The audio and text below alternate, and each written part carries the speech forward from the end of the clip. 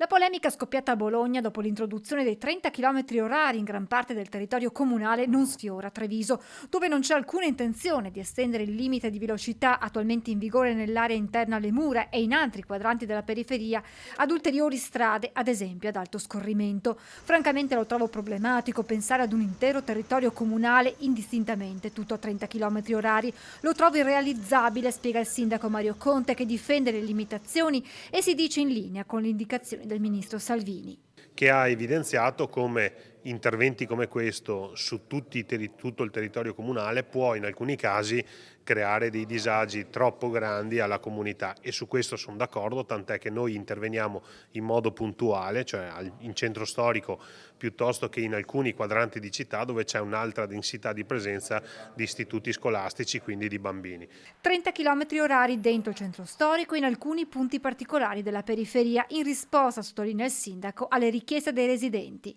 La scelta di mettere il limite dei 30 all'ora in centro storico in alcune zone residenziali, su richiesta peraltro dei cittadini, è quella per